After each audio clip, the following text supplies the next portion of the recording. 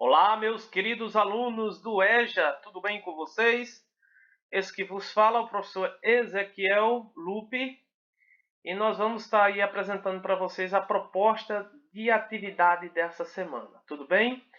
Espero que todos vocês estejam aí desfrutando de saúde física e de saúde emocional, né? Duas dádivas de Deus para nossas vidas que são inconfundíveis, né? Vamos lá trabalhando aí a atividade de vocês. Gostaria de apresentar a primeira parte, que é a primeira parte de ortografia, ok? E eu gostaria de falar para vocês a respeito desse sufixo aqui, ó, o sufixo ESA, ok? Quando muitas vezes a gente vai escrever, que a gente tem dúvida, mas rapaz, será que é com S? Será que é com Z? Então eu gostaria de passar aqui duas dicas a respeito desse assunto.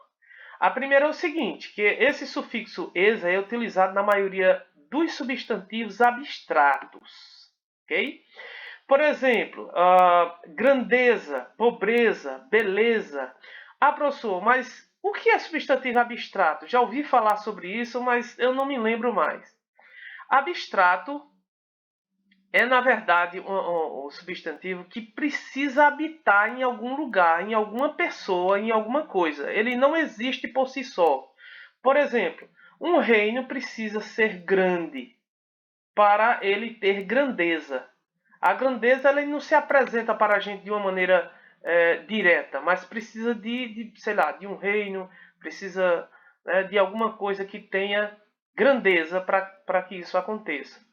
Por exemplo, a palavra pobreza precisa de uma pessoa, precisa habitar em uma pessoa. No caso, essa pessoa é pobre e daí nasce a palavra pobreza. O sentido dela não se apresenta para a gente de maneira direta, mas sim sobre aquela pessoa que é pobre. O mesmo acontece com beleza, tá? Beleza precisa de alguém que contenha, que tenha a beleza para que nós possamos vê-la. Caso contrário, a gente não vai ver essa beleza. A beleza ela não se apresenta de forma direta. Ela precisa habitar em uma pessoa, em uma flor, em algo para que nós possamos ver. Isso é substantivo abstrato. Tudo bem? Então, a maioria dos substantivos abstratos vão ser escritos com Z, ok? O ESA vai ser escrito com Z. A última dica a respeito dessa parte de ortografia é a palavra que nasceu com S, ok? Ela vai continuar nas palavras derivadas. Tipo, análise é uma palavra primitiva. Ela já é escrita com S. Então, as palavras derivadas vão ser escritas com S, como analisar, etc. Tudo bem? Nós temos aí improviso, improvisar. Começou com S, continua com S nas palavras derivadas, ok? Liso, alisar, alisamento, etc. Vai ser sempre escrito com S, porque a palavra primitiva é escrita com S. Pesquisa é escrita com S. Então, pesquisar e derivados vai ser escrito também com S, ou é escrito com S, ok? A única exceção que nós temos é a palavra catequese, que se escreve com S, e catequizar vai ser escrito com Z. É uma exceçãozinha aí, mas se tenho mais na regra que a gente acabou de apresentar. Tudo bem? Então vamos para mais uma parte aí, que são os modos verbais. Acredito que vocês já tiveram aula a esse respeito. Mas vamos lá. Os verbos são aqueles que apresentam ação. E quando a gente fala de ação, a gente tá lembrado de suor, de trabalhar, correr, andar, ok? Todos eles são verbos. Então, os verbos se apresentam em ação, se apresentam em fenômenos da natureza, gear, trovejar, ventar, e também se apresentam como verbos que apresentam estado. Tá? Que é o verbo ser, o verbo estar, parecer, que vai comunicar o estado da pessoa. Tudo bem? Então aí são as três bases dos modos verbais. Os modos verbais se apresentam com três grandes modos verbais: o modo imperativo, o modo indicativo e o modo subjuntivo. Então esses verbos que eu acabei de falar, andar, correr, trovejar, ventar, eles vão ser conjugados a partir desses modos aqui. Modo imperativo, indicativo e subjuntivo. Para nós diferenciarmos um dos outros, nós vamos ver que o modo imperativo vai comunicar ordem, ou pedido, ou conselho. Tipo, não faça isso, meu filho. Observe aqui que nesse contexto, a pessoa que está falando essa frase está comunicando uma ordem. Ou possa ser um pedido, ou possa ser um conselho, mas está sempre dentro desse contexto.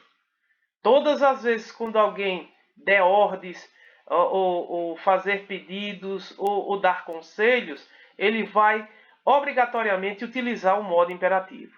E aqui nós temos um exemplo para vocês. Não faça isso, meu filho. O modo indicativo vai comunicar certeza, sempre do ponto de vista do falante, e não do ponto de vista de quem está ouvindo ou lendo, do ponto de vista do falante, daquele que está construindo, falando a frase. Eu não fiz isso, mamãe.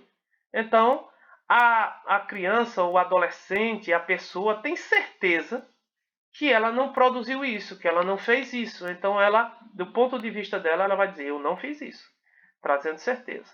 Tudo bem? O modo subjuntivo vai comunicar dentro da ação, do fato, ele vai comunicar incerteza, imprecisão, sempre uma dúvida, ou a construção de uma hipótese. Tipo, e se eu fizesse isso? E se eu estudasse todos os dias? E se eu precisar de você um dia? Você vai me servir? E se eu fizesse determinada coisa? São hipóteses.